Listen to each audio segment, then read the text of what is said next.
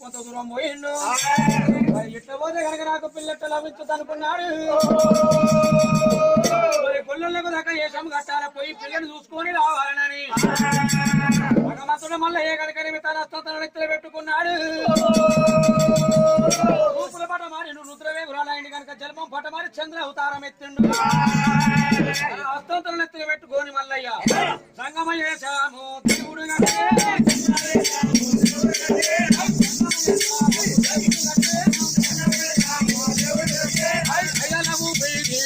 I